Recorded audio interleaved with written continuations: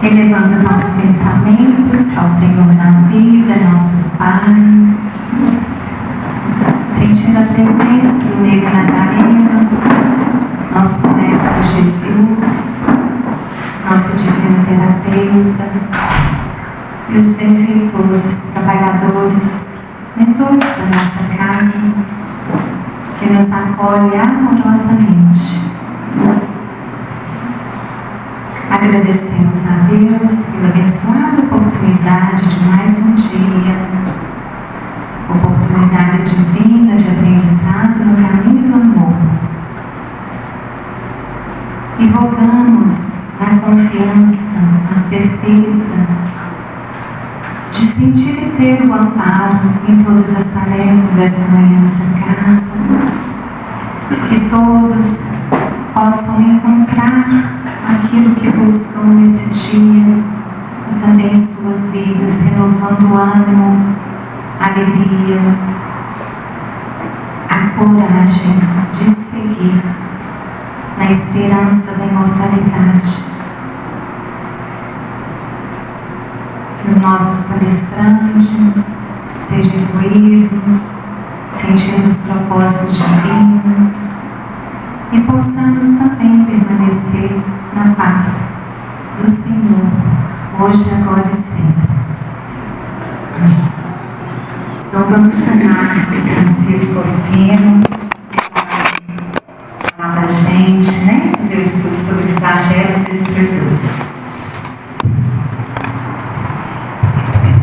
Bom dia a todos. Bom dia. É com muita alegria que retornamos aos estudos da doutrina espírita à luz dos evangelhos de nosso Senhor Jesus Cristo, para que possamos cada vez mais entender o verdadeiro sentido da vida e direcionar o nosso caminho no plano terra, aproveitando ao máximo essa nova encarnação e que possamos continuar sempre no mesmo propósito da doutrina do Cristo, amor e caridade. Eu peço aos Espíritos superiores de Jesus e aos mentores dessa casa que me intuam, que possa fazer com que as minhas palavras sejam claras e alinas e possam traduzir o verdadeiro sentido da nossa palestra hoje, para que ela possa a nossa informação, a nossa mensagem, chegar à mente de cada um e descer para o coração. E do coração sair pelas mãos. Obrigado. Nosso tema hoje é flagelos destruidores. O flagelo destruidor está dentro da lei de destruição. Sempre que vemos um evento da natureza, uma tempestade, um terremoto, um maremoto, quando vemos, por exemplo, o desencarne em massa de várias pessoas, quando vemos, por exemplo, as guerras, tudo isso são flagelos destruidores. Como nós vamos perceber e deduzir das nossas lâminas que vamos seguir, que pauta aqui o nosso tema, nós vamos compreendendo melhor.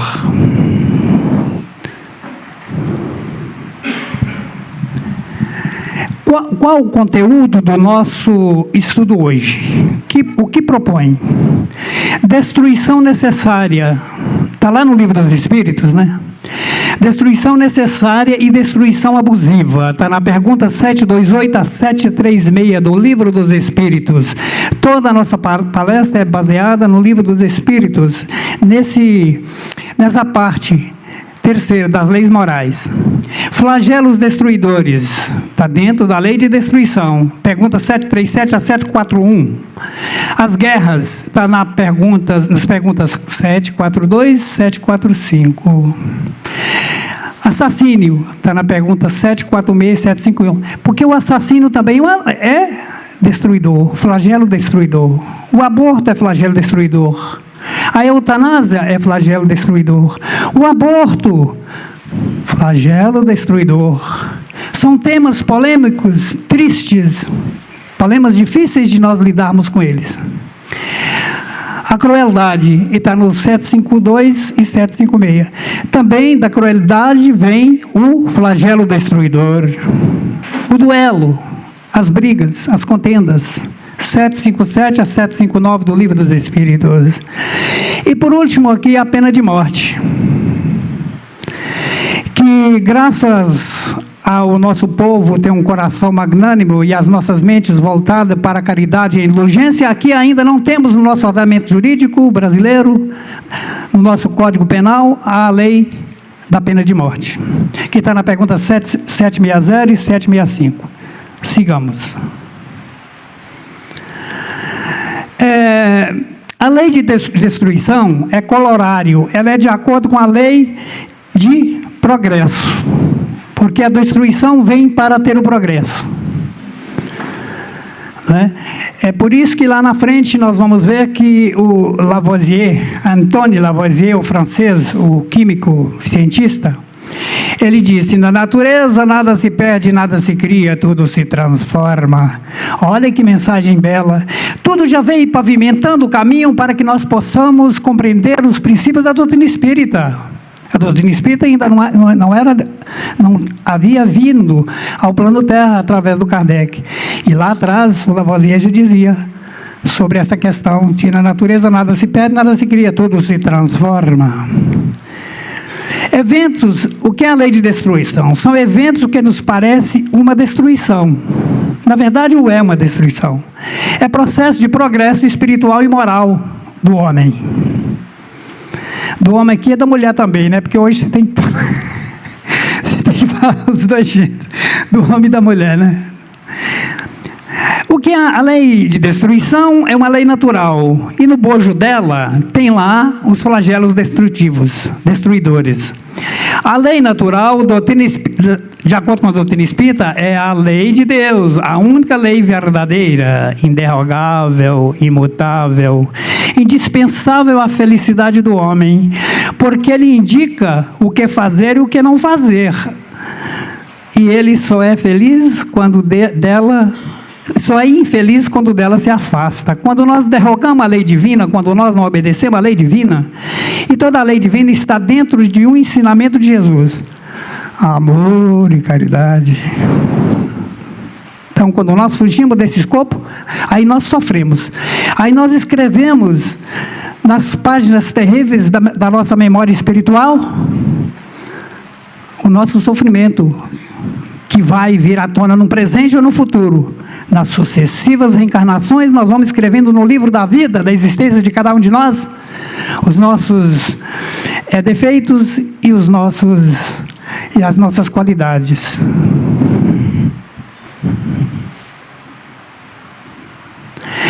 Há muitas pessoas que não gostam muito de transparência, não, de lâminas porque ali, na verdade, não dá nem para ver, porque meu projetor ele é muito mequetrefe. Mas nós vamos adquirir um melhor. Então, o que acontece? Porque quando nós lemos, quando nós vemos e ouvimos, nós gravamos 70% do conteúdo daquilo que está passando. Por isso que eu gosto. E uma imagem fala mais do que 1000 palavras.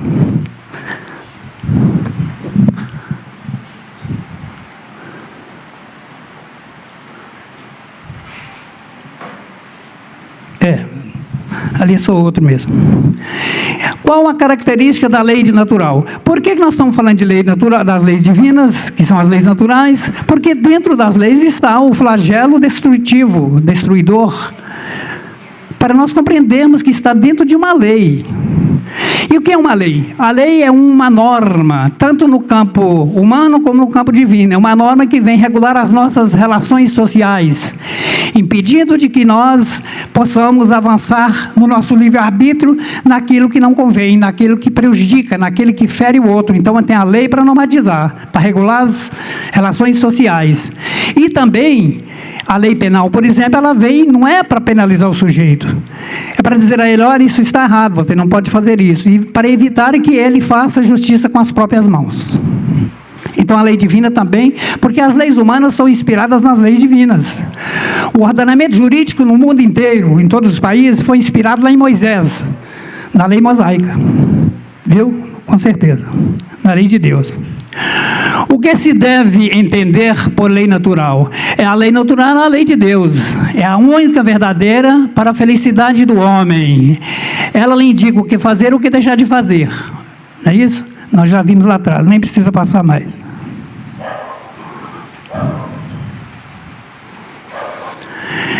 As leis divinas são divididas, aqui não é uma coisa taxativa. O Kardec dividiu, o Espírito de Verdade dividiu a lei divina nas seguintes leis. É só com objetivo didático, pedagógico, não tem aqui uma moldura fechada.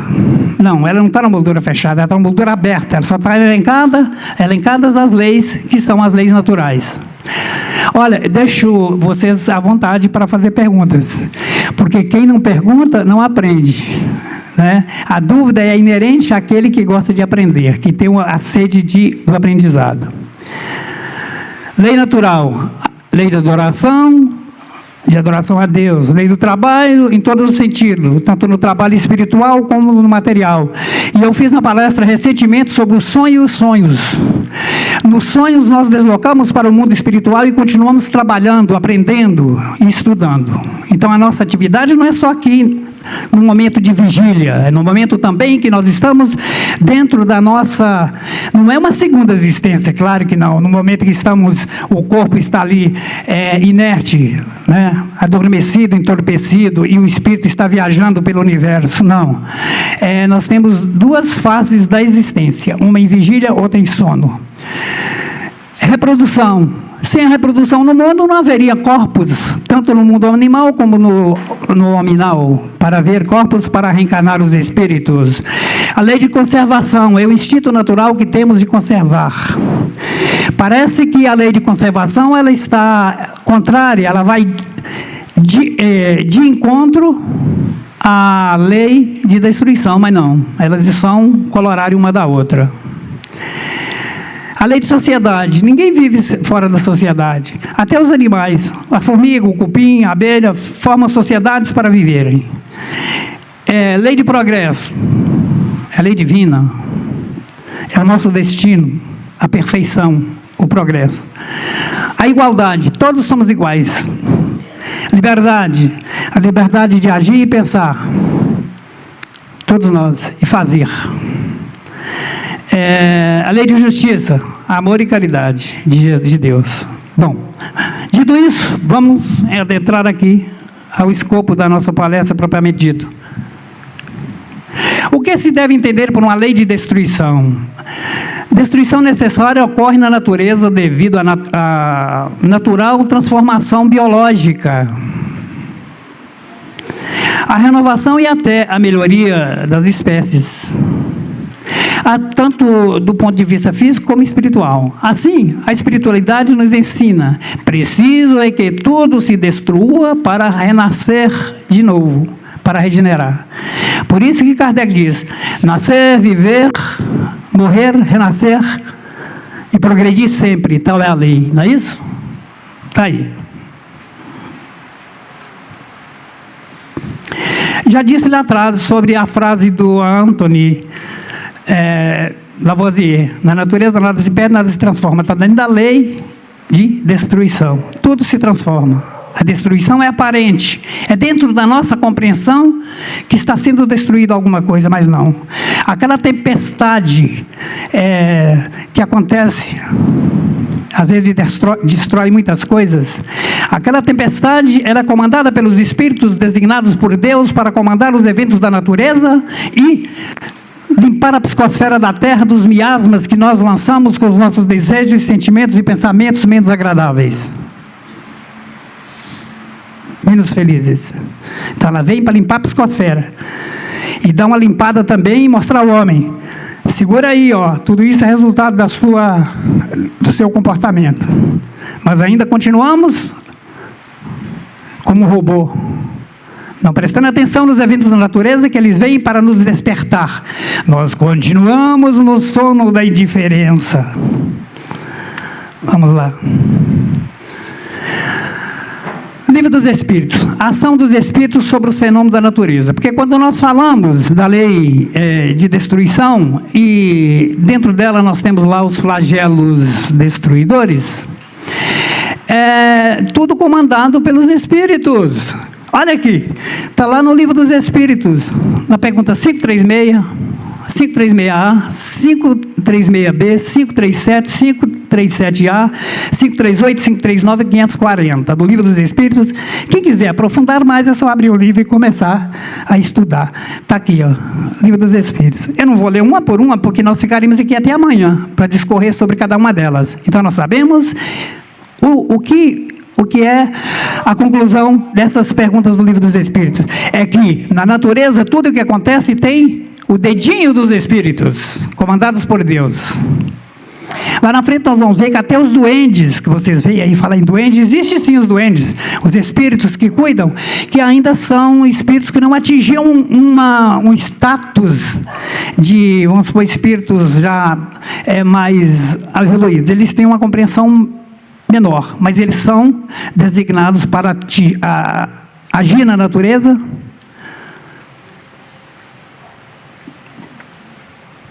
para fazer a consecução desses eventos. A doutrina espírita nos ensina que os espíritos agem sobre o mundo físico e moral. Eles são uma das forças da natureza. São responsáveis por vários fenômenos que ainda não têm uma explicação racional, que ainda não compreendemos. É por isso que é o nosso foro íntimo, dentro da nossa modesta compleição dos nossos parcos sentidos, julgar aquele fenômeno como um fenômeno terrível, que é um castigo de Deus. Não, um castigo de nós mesmos, porque tudo o que acontece de ruim na nossa vida é por minha culpa, é minha máxima culpa. Pensemos nisso. Na pergunta 740, agora sim, dos flagelos. Os flagelos são provas que proporcionam ao homem a ocasião de exercitar a inteligência, a paciência e a resignação ante a vontade de Deus. Eu dou um exemplo, que ele é meio um pouco chula, mas está dentro disso aí. Vocês lembram da Segunda Guerra Mundial, do Hitler, que queria avançar sobre o mundo e dominar o mundo? Pois bem, eles não tinham um veículo, a maioria das pessoas aí sabem disso, os homens, eles não tinham um veículo que pudesse andar no deserto, sem uma refrigeração, sem a água. No deserto não tem água, como é que ia colocar no radiador do carro para eles andarem e deslocar as tropas? Aí ele deu lá um ultimato para os engenheiros: invente um carro que não precisa ser refrigerado com gasolina ou com água e que possa andar no deserto. Inventou o Fusquinha. Olha o progresso aí. E quantas outras coisas que advêm do progresso da guerra, que nós vamos ver lá na frente. Todos tipos de flagelos destruidores. Nós temos flagelos que são os naturais e os da natureza humana, criado pelo homem. Então vamos lá. Flagelos naturais: peste, fome, tempestade, inundação, mudanças climáticas, maremoto, terremoto, faltou o tele, vulcão, raios. Esses são os eventos da natureza, que não depende da vontade do homem. Não depende da vontade do homem, depende da sua ação, porque lá atrás nós pisamos na bola. Então o resultado vem depois. Como não? Destrói a natureza, depois vem as queimadas, vem a seca, a falta d'água, a falta de alimentos. Flagelos provocados pelo homem: guerras, transbordamentos de paixões, a paixão humana pelos bens materiais, incontrolável, sem freio, sem raciocínio, sem inteligência. O homem ignorante do sentido verdadeiro da vida é o homem que cultua suas paixões e quer realizar os seus intentos, as suas preferências de toda a ordem, atropelando as leis divinas. Predominância da natureza animal sobre a natureza espiritual. Então tudo isso acontece por quê? Ainda estamos no estágio e num planeta de expiação e provas. Ainda não chegamos a um patamar superior, num planeta de regeneração. Exatamente. Estamos caminhando, estamos atravessando a ponte. Nós estamos no meio da ponte. Quem diz não sou eu, Bezerra de Menezes. Tem vários livros escritos sobre a transição planetária. Flagelos coletivos e a lei de causa e efeito. As provas coletivas reúnem as pessoas entre si, compromissadas com o seu passado, pelas provas livremente escolhidas para o reajuste conjunto.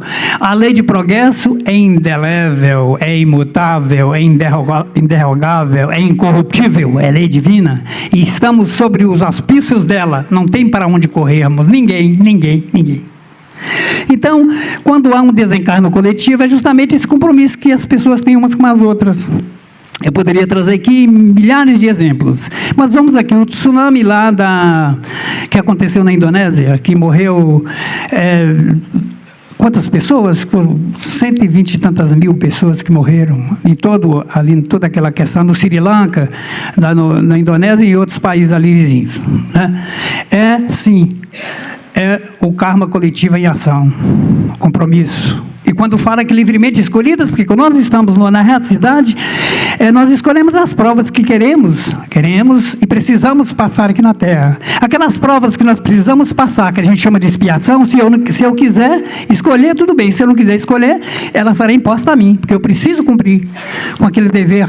Eu preciso lavar a roupa suja em minha casa, mental e espiritual, limpando os miasmas da minha consciência espiritual através da depuração do espírito, através da reencarnação e da expiação.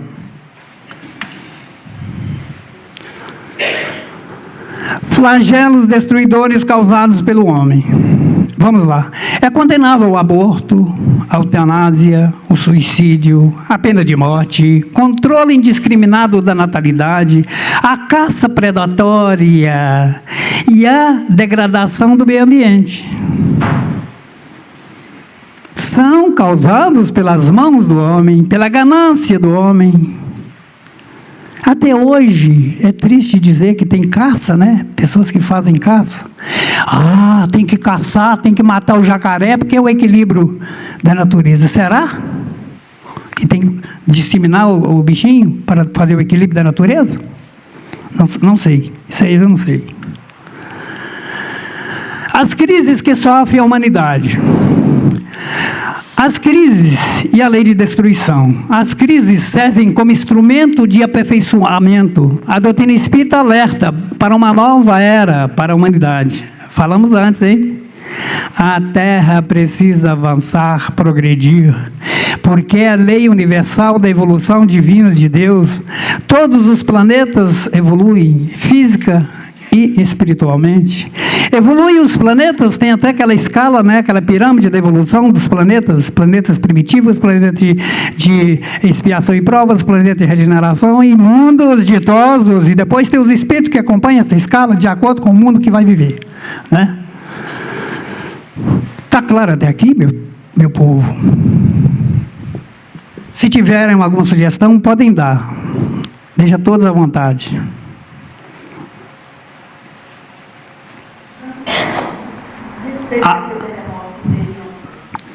Sim, é um dos flagelos e desencarne coletivo, e que nós falamos, que lá na frente eu vou falar dele, lá no Mianmar, né, que morreram 1.600 pessoas. Está vendo? Está acontecendo a todo. Na época em que Kardec codificou a doutrina espírita, existiam esses fenômenos todos. Só que a comunicação era muito rudimentar. O jornal saía dos Estados Unidos para chegar na Europa, demorava 2 meses. Quer dizer, hoje não, nós temos a comunicação rápida.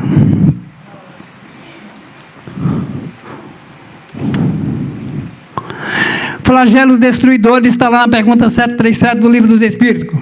Com que, eu li lá antes, mas aqui eu trouxe alguns, não trouxe todos. Com que fim Deus impõe à humanidade flagelos destruidores? Ora, meu Deus, por que tudo isso? Por que essa enchente terrível? Por que essa barragem estourou, Senhor? Negligência do homem quando a construiu? Sim, mas ela serviu de instrumento para um desencarne coletivo, para que as pessoas possam compreender a lei divina e regenerar. É também uma forma de expurgar o planeta daquelas mentes depravadas, dos espíritos refratários, dos espíritos negligentes, teimosos, e que estão ali nas suas conjecturas sem obedecer à lei de Deus. Eles precisam sair da terra para que venham outros espíritos, para que ela possa passar de regeneração, passar de prova e expiação para regeneração.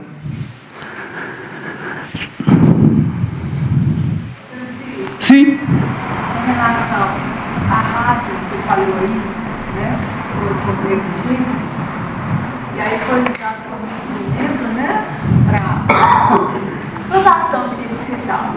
Mas isso não vai deixar os responsáveis impunes, né, perante a lei de Deus. Eles têm uma responsabilidade sobre isso, né? Então, a responsabilidade daqueles que dirigem as sociedades, que têm uma ação sobre as leis, sobre a ação das pessoas num determinado país, numa determinada comunidade, sim, ele veio para trazer, sim, ali o equilíbrio entre a sociedade. Mas se uma das ações dele causar uma destruição, é assim que a senhora quer dizer? Causar um flagelo? Claro que ele vai responder, sem dúvida nenhuma, ele é responsável. Aquele flagelo, porque nada acontece por acaso, nós não falamos do resgate coletivo? Então, aquela pessoa se viu de instrumento para provocar aquele evento.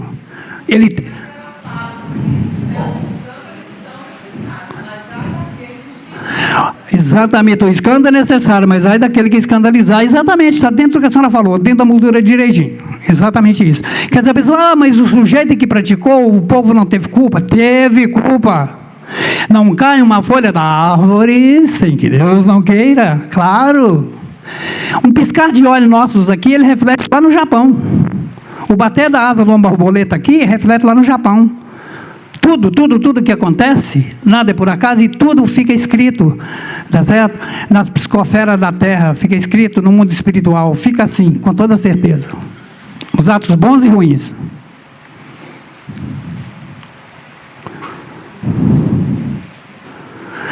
Vou ler de novo. Com que fim Deus impõe à humanidade flagelos destruidores? Para fazê-la progredir mais depressa.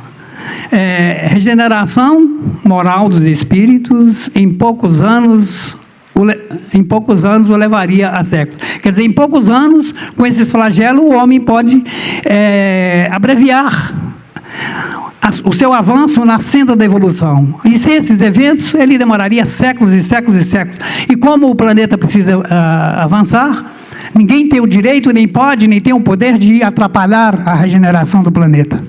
Ninguém. Tem um livro que chama-se Os Dragões, da Maria Modesto Cravo. Ela fala da insidiosa ação dos espíritos das trevas no nosso planeta hoje, para poder atrapalhar o quê? O progresso da Terra de expiação e provas para a regeneração. Mas eles não conseguem, porque nós outros aqui agora estamos compreendendo o que eles querem, e nós não vamos permitir, através do nosso equilíbrio mental e das nossas ações, buscando sempre a retidão, sempre com Jesus na frente, com Jesus o nosso escudo. Eles não vão conseguir. O que está vindo na política hoje, e nas religiões, nas sociedades, nas ONGs e várias organizações que existem, é a interferência desses espíritos, equivocados ainda no erro, que lá na frente eles vão ter que curvar, com certeza. Lei de destruição e progresso. O progresso é a lei da vida, em todos os planos da existência. Está contida em todas as demais leis da natureza.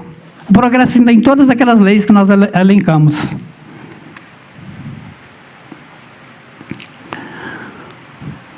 André Luiz nos fala quando... Eu até disse anteriormente sobre os doentes. Vamos ver o que André Luiz diz? André Luiz, ação dos espíritos na natureza. Tá certo? Foi a FEB que escreveu sobre isso. Os elementais, seres singulares, multiformes, de várias formas, invisíveis, presentes na natureza. São invisíveis e presentes na natureza. São veículos da vontade criadora na Terra. Na atmosfera, eles estão na atmosfera, na água, nas profundezas dos oceanos, né? Juntos aos elementos ígneo, quer dizer, ígneo que vem de fogo, chama, no centro da Terra. Mas depois o Emmanuel nos explica, não, eles não estão propriamente no fundo da Terra, morando lá nessa substância ígnea do planeta, no núcleo da Terra, não. Eles agem de formas, em outros lugares, mas de forma assim, a interferir, por exemplo, no terremoto, no maremoto, eles é que dirigem, os vulcões. Olha que interessante, nada é por acaso. A natureza, as placas tectônicas lá que estão se afastando, ela tem ali uma ação de alguém, uma ação inteligente, para fazer com que elas aconteçam. Para toda ação inteligente, é uma causa inteligente, a Kardec.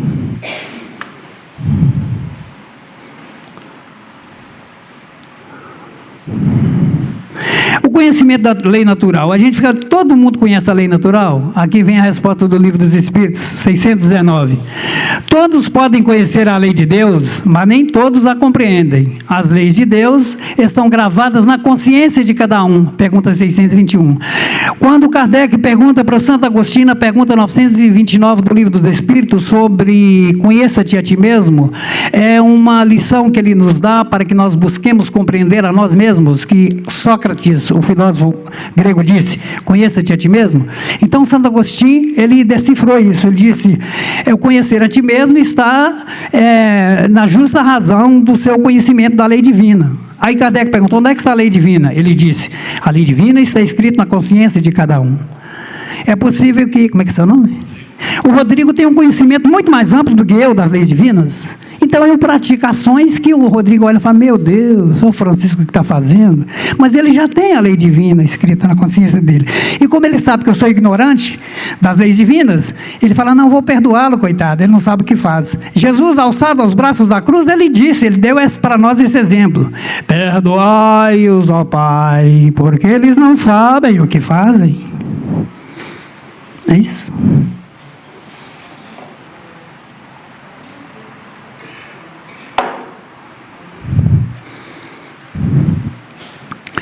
Porque a verdade não foi sempre posta ao alcance de todos. Resposta: importa que cada coisa venha ao seu tempo.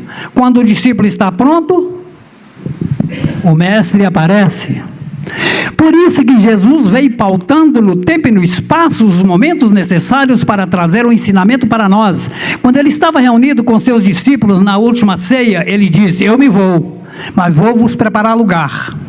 Se vocês seguirem os meus exemplos, colocar em prática aquilo que eu vos ensinei, eu rogarei ao Pai, e Ele vos enviará outro Consolador, para que fique convosco eternamente, e vos façam lembrar de todas as coisas, e vos façam compreender o que eu queria falar, teria que falar e não pude falar, porque vocês ainda estão na infância da humanidade, e não têm a capacidade de compreender o que eu preciso. O que ele fez? Mandou a doutrina espírita codificada pelo Kardec. Lançou luzes sobre tudo aquilo que ele queria ensinar e não pôde. E trouxe. A doutrina espírita, ela é um arcano para nós. A doutrina espírita pautada nos pilares do conhecimento e no desenvolvimento humano, ciência, filosofia e religião, traz toda a resposta de que precisamos no atual estágio.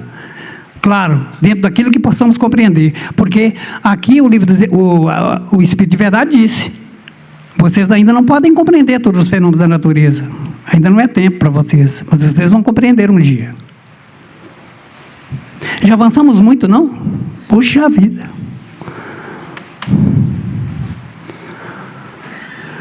Eu trouxe aqui só como curiosidade. Existe uma lenda na mitologia grega do fênix. O que é o fênix? É um pássaro, é uma árvore, que ela morre queimada e renasce das cinzas. É um exemplo do nosso renascimento. É um exemplo da reencarnação. É um exemplo da renovação das nossas atitudes, dos nossos pensamentos e das nossas ações. Porque nós temos que renascer de novo. Ninguém verá o reino de Deus se não nascer de novo. Tem gente aqui que está afiada no Evangelho. É preciso. O Evangelho é uma ferramenta. O Evangelho é aquela espada que Jesus disse. Eu não vim trazer a paz, mas a espada. Não falou? Foi uma palestra que eu fiz. Eu não vim trazer a paz, mas a espada. A espada de Jesus é o seu Evangelho, é o seu ensinamento.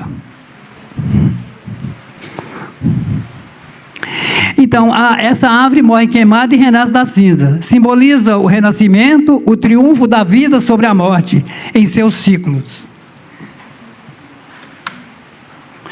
Vejam que lá atrás, os gregos já pensavam sobre isso, na reencarnação, na imortalidade da alma. Olha aí. É Jesus preparando, sedimentando o terreno pantanoso da nossa ignorância para colocar a ponte para que nós pudéssemos atravessar as nossas imperfeições e chegar às moradas do Pai, retornar de onde viemos. Já preparando, a filosofia grega nos trouxe muita contribuição.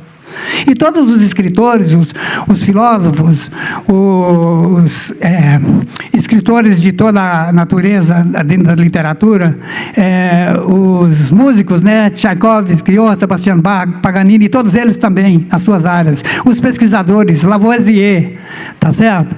E assim vai, o Darwin. Todos esses homens vieram para quê? Nos trazer conhecimento. Tudo enviados por Jesus. Abraão foi enviado por Jesus. Moisés enviado por Jesus. Porque a terra foi co-criada e organizada por Jesus. Ele não caiu aqui de paraquedas. Está lá no livro A Caminho da Luz, de Emmanuel.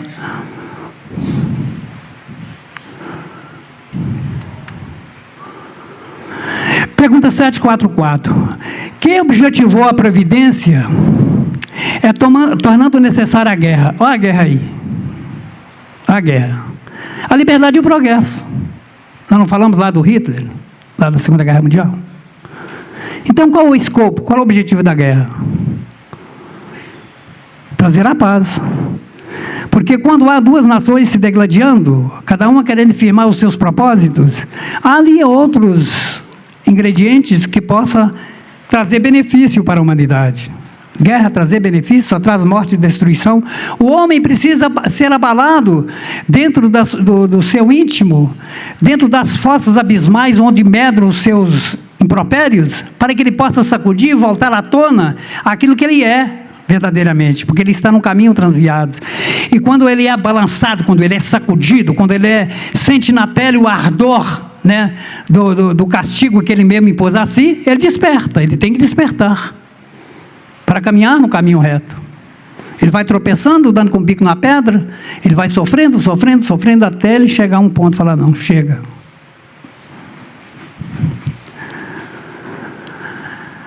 A pergunta 744A. Se o objetivo é a liberdade, como eu resumi aqui, gente, lá está escrito diferente, mas é a mesma coisa, eu só coloquei aqui resumidamente. Se o objetivo é a liberdade, como pode resultar na escravidão? Escravização temporária, para esmagar os povos, a fim de fazê-lo progredir mais depressa. Isso foi pesado, não foi? Para esmagar os povos, para fazer com que ele retorne ao seu caminho, endireite o seu caminho, prepare as suas veredas. Lá no João Batista já dizia, preparando o caminho para Jesus chegar à terra, João Batista dizia: preparai o caminho do Senhor, endireitai as suas veredas, porque é chegado o reino de Deus. O João Batista, aquele que pregava no deserto. Antes dele, o Isaías dizia: voz do que clama no deserto, preparai o caminho do Senhor. Lá atrás o Isaías dizia para o que viria o João Batista, e veio muito depois, quer dizer, 800 anos depois.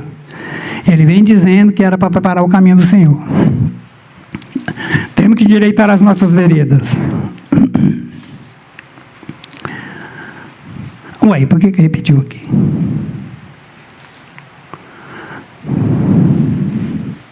Acho que eu estou voltando, meu Deus.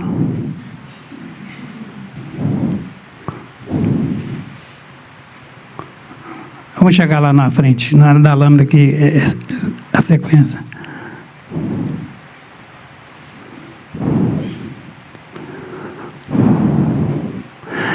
Passei dos duendes, passei do conhecimento da lei natural, passei da fênix, lá da mitologia grega,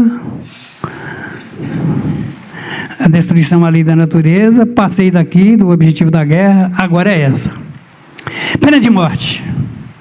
Saímos da guerra, vamos para a pena de morte. É claro que nós não vamos falar, não, a guerra tem que existir, nós temos que realmente é justo ou fazer qualquer conjectura sobre justificar a guerra não se justifica.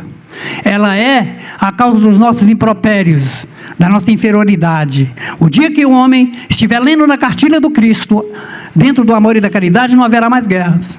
Claro que não. Para quê? O homem já depurou. O dia que nós vivermos no mundo de regeneração, onde haverá nos nossos corações e mentes só o espaço para o amor, para o bem, aí sim, não terá mais guerra. Disse Jesus: quem matou com a espada perecerá. Quem com ferro fere, com ferro será ferido. Assim disse ele.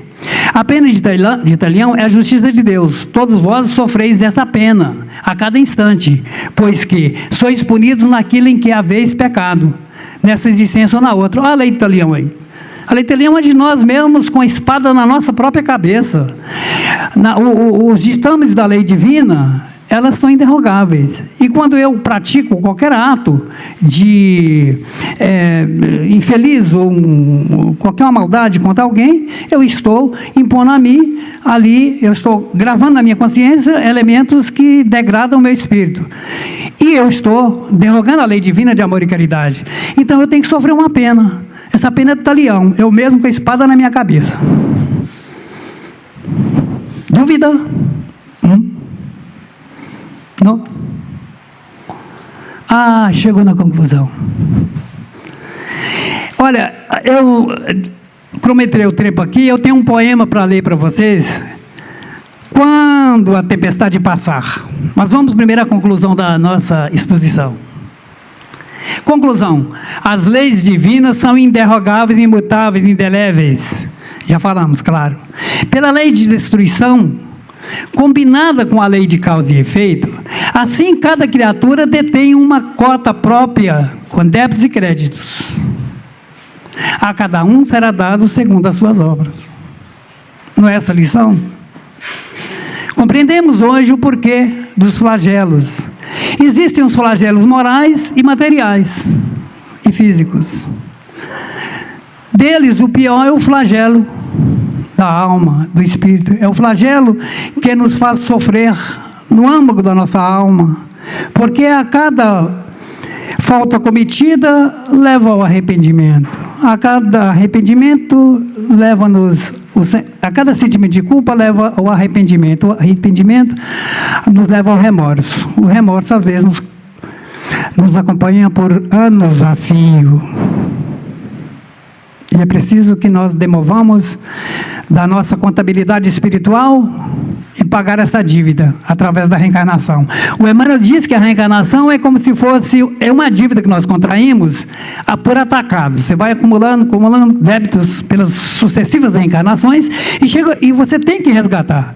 Aí você vem numa reencarnação e quando você está na erraticidade, você pede, eu quero reencarnar e pagar tudo. Não tem jeito, você não vai conseguir. Aí o espírito, nosso mentor, nosso anjo de guarda lá na erraticidade, o espírito quando está nessa fase para reencarnar na Terra, entre o mundo dos espíritos e a Terra, ele pede, fala, eu quero reencarnar e pagar tudo. Aí o nosso amigo diz, não, você não vai conseguir, Francisco. Vamos fazer o seguinte, você vai pagar por prestações. Cada reencarnação você paga um bocado da sua dívida. Assim nos ensina Emmanuel. Então Emmanuel disse que a reencarnação é como se fosse um carnê da Casa Bahia. Você vai lá, paga uma prestação, depois paga outra, até limpar, até pagar. Então, mas para nós vivermos num mundo de regeneração, nós temos que estar com a nossa lista lá de débitos de pagamento zerada, né? Não pode estar no vermelho. Então é possível que nós ainda tenhamos que ir para outro planeta, para depois voltar aqui, regenerados na Terra regenerada.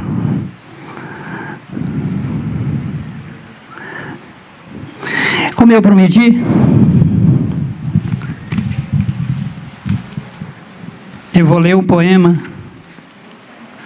Nós falamos de flagelos destruidores. Eles existem há muitos anos, há muito tempo. Olha as 10 pragas do Egito. Vocês já viram falar? Que está lá no livro Êxodos da Bíblia. Não é?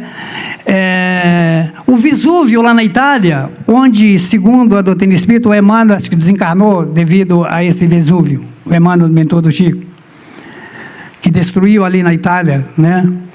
Ele aconteceu no ano 79 da era cristã. Aí eu falei do tsunami lá da Indonésia, né? E da Tailândia. E esse de 2004, né? Que morreram 165.768 pessoas. O terremoto de Mianmar, 1.600 mortos, que aconteceu agora essa semana. Então, vamos lá.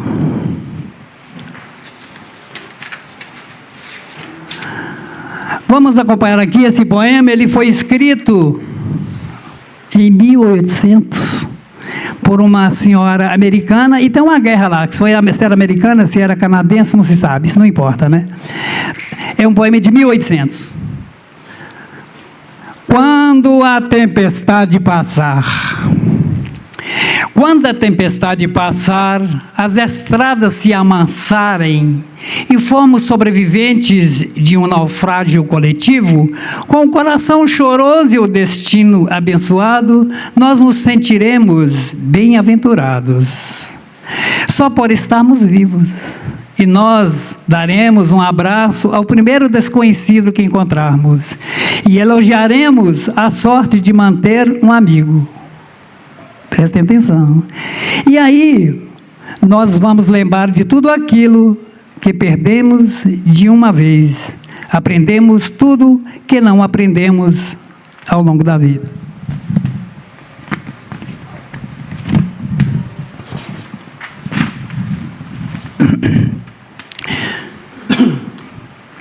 Não teremos mais inveja, pois todos sofremos.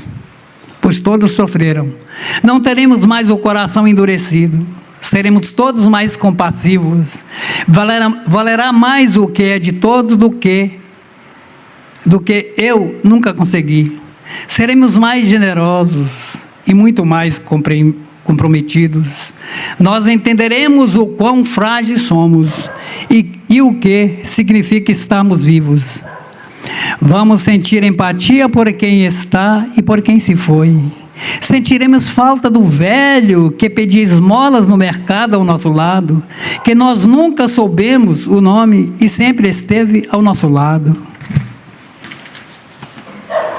E talvez o velho pobre fosse Deus disfarçado, quem sabe?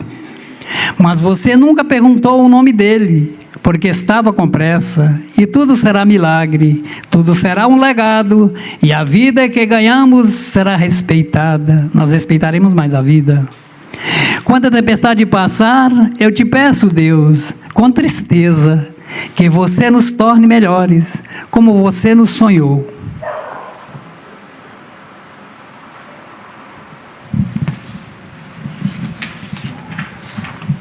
Essa é a tempestade, essa é o flagelo, que quando saímos dele, estaremos mais regenerados, estaremos mais apropriados para compreender a nossa estrutura física, compreender a nossa estrutura espiritual e colocar em evidência os verdadeiros valores da vida, compreendendo assim cada dia que passa na nossa vida, cada minuto, melhorando o nosso conhecimento, os nossos atos e revendo os nossos conceitos que muitas vezes são avoengos, são velhos, trocar a roupa velha pela roupa nova, fazendo asepsia na nossa mente, limpando os pensamentos ruins. Quando eles vierem, nós vamos refutá-los.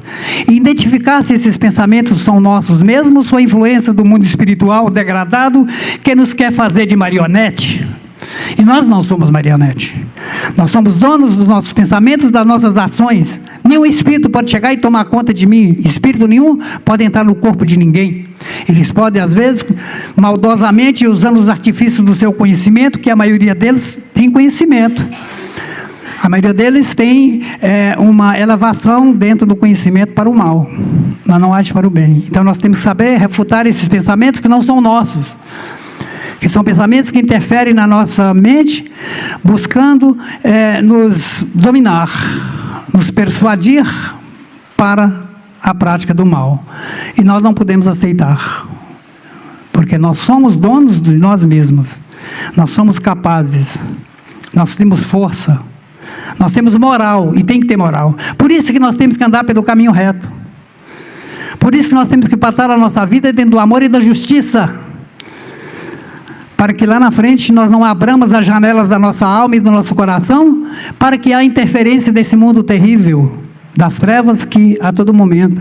Alguém pode dizer assim: ah não, Francisco, mas Deus não permite. Por que Deus permite esses espíritos agirem sobre a terra? Porque nós temos comprometimento com eles.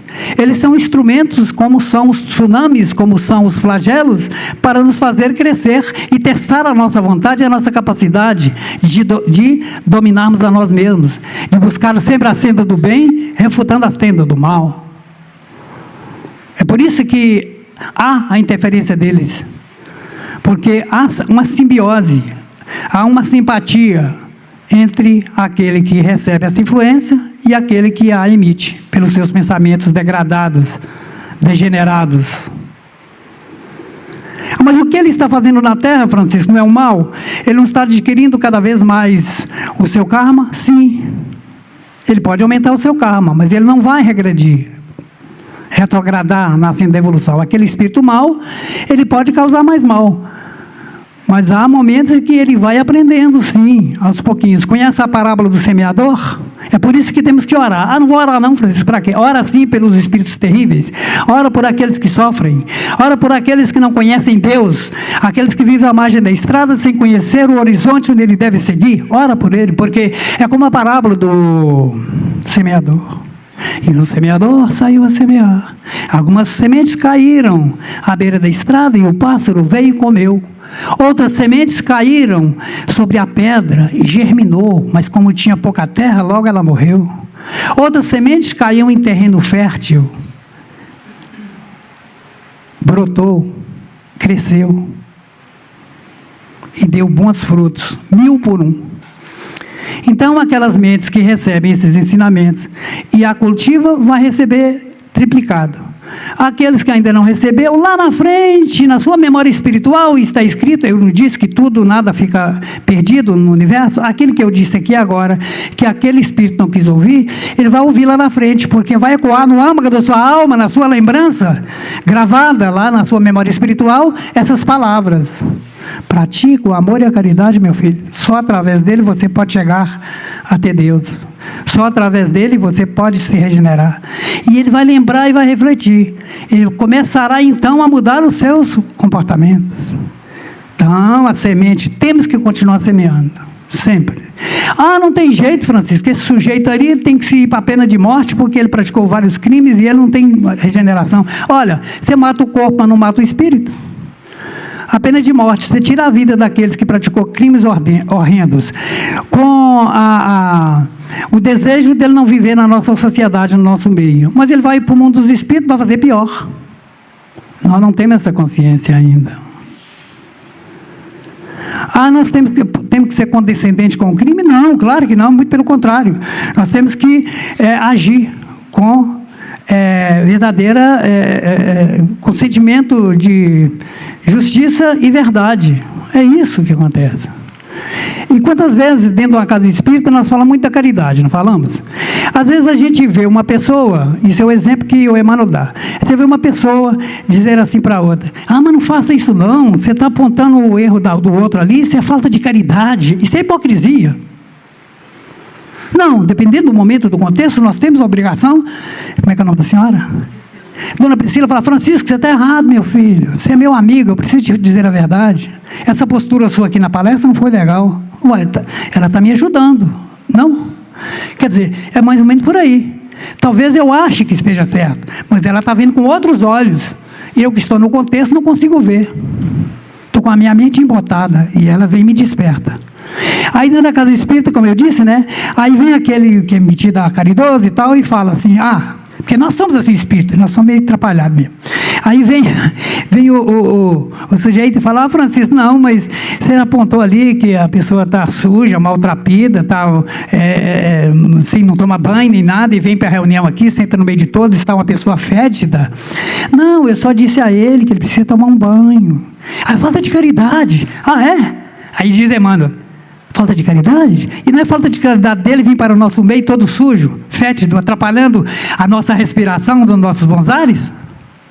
Só para refletir, não sou eu que criou isso não. É a Maria que nos diz. Então, a caridade, ela é uma coisa que nós precisamos compreender. É uma caridade, não é o tema da nossa palestra, mas foi na palestra que eu fiz sobre a fé, amor e caridade. Está dentro disso que eu falei. Então, eu agradeço a todos. Está na hora de passar o bastão para a dona Rosa e para o meu querido irmão, para que ele possa dar prosseguimento. E está até aqui. Alguma pergunta rapidinho, não, né? Eu já descartei, né? Falei que não tem pergunta, não. Alguma pergunta? Você, quando não quer que a pessoa faça a pergunta, você fala, tem pergunta? Claro, não tem não, né? Muito obrigado, que Jesus nos acompanhe e que nós saiamos daqui melhor que entramos. Francisco, muito obrigado. Obrigado e volte sempre, continue conosco aqui, né? Nós agradecemos ao nosso irmão a bênção das palavras, né? E que a gente possa repetir o ensinamento do Evangelho no caminhar de nossos dias.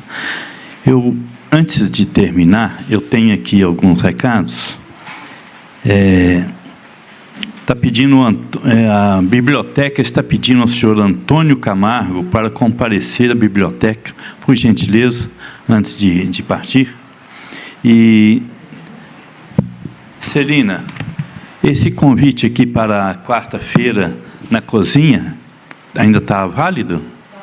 É para a próxima ou para... Hein? É para sempre.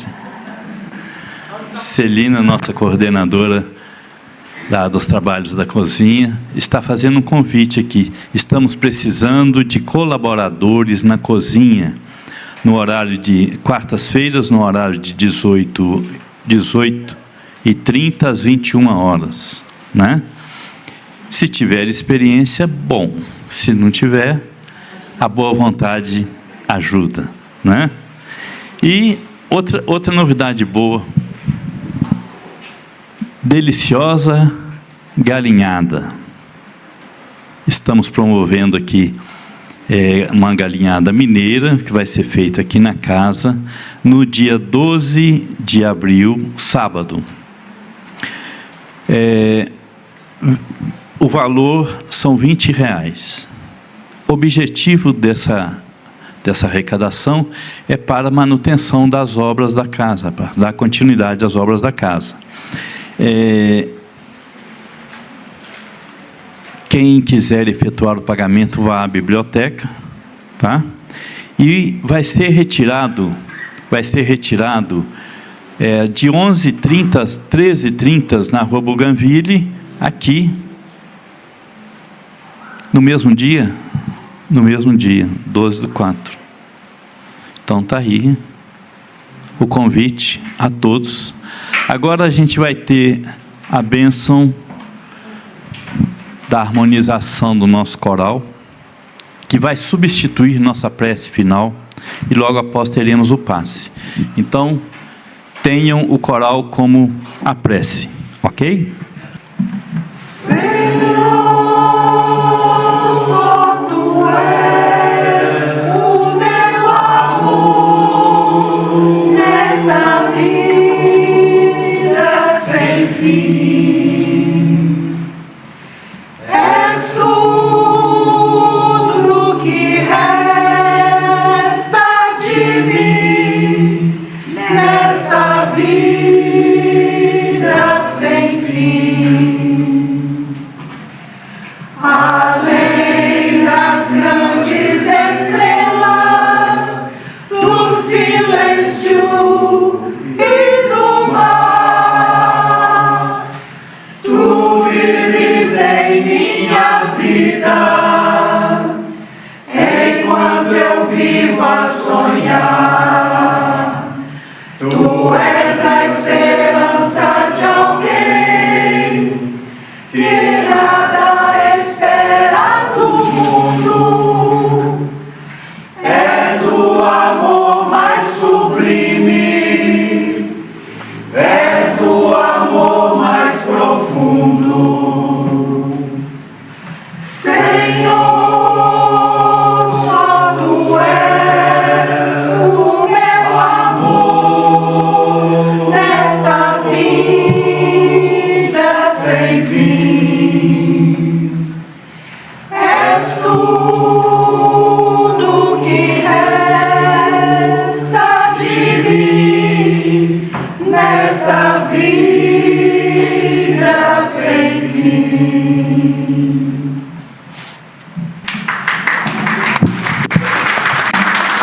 Nós agradecemos a todos, que todos tenham uma excelente semana. Muita paz a todos.